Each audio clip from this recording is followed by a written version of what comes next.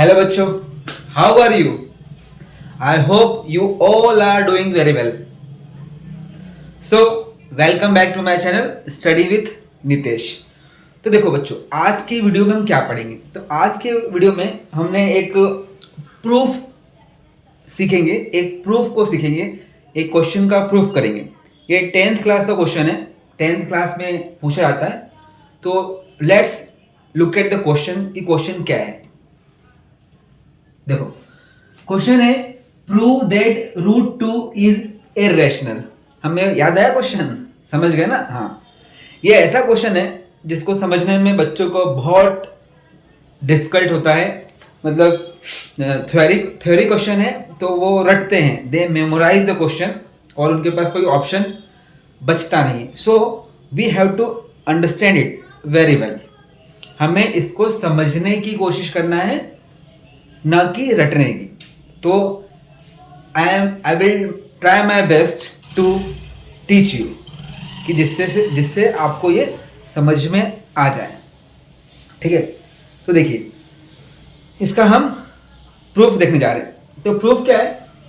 सबसे पहले क्या करा हमने? अज्यूम करा। Let us assume to the contrary that root 2 is a rational number.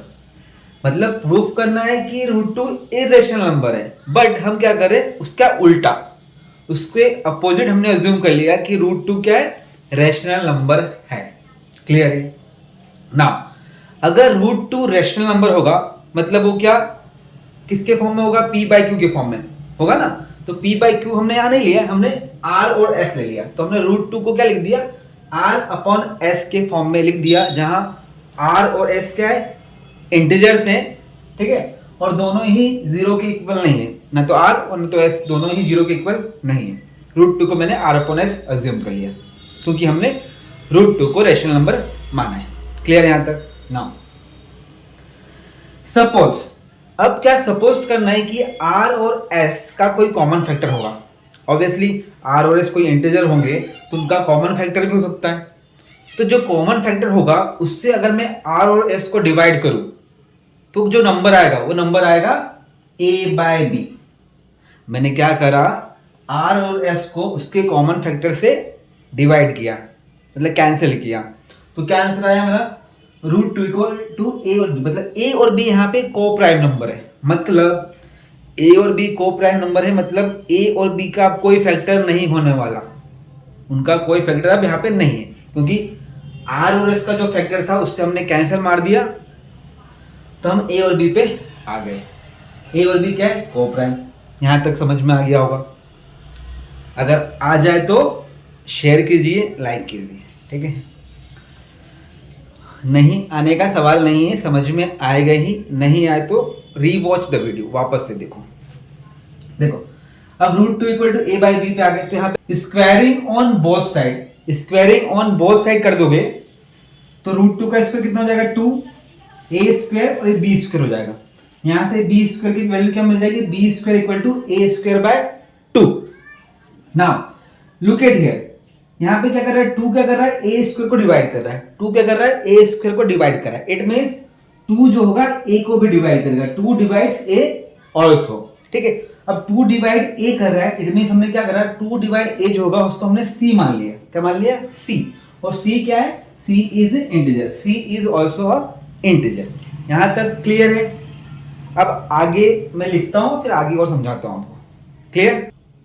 आगे देखते हैं बच्चों, आगे समझते हैं। तो देखो a इक्वल टू 2c आ गया। अब क्या करते हैं? a इक्वल टू जो 2c आया है इसकी वैल्यू यहां पुट कर दो। b square equal to a square by 2 है, तो यहां पे a की वैल्यू क्या पुट करेंगे? 2c। तो a की वैल्यू 2c पुट कर देंगे तो क्या बन जाएगा? 4c स्क्वायर अपॉन में 2।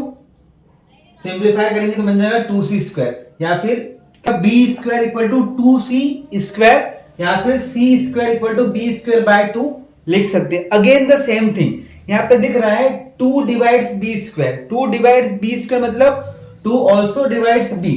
2 b को भी डिवाइड करेगा।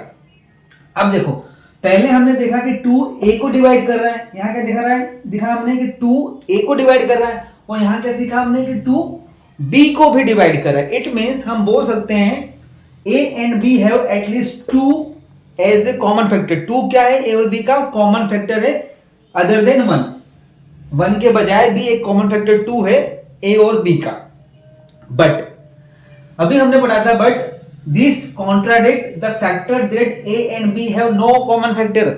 हमने अभी यहां पे देखा था पहले पार्ट के सॉल्यूशन में कि हमने पढ़ा था, इससे पहले जो मैंने बोर्ड पे लिखा था, हमने पढ़ा था कि ए और बी को प्राइम नंबर है, उनका कोई फैक्टर नहीं है।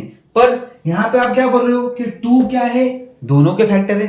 तो ये कैसे हो गया? तो दिस कॉन्ट्राडिक्ट्स, मतलब यहां पे कॉन्ट्राडिक्शन है। ऐसा क्यों हो रहा है? ऐसा इसलिए हो रहा है कि हमने जो अजम्पशन किया था वो गलत किया था।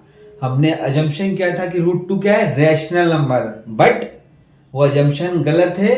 √2 क्या होगा, इररेशनल नंबर। ठीक है, तो ऐसे इसको प्रूफ किया जाता है।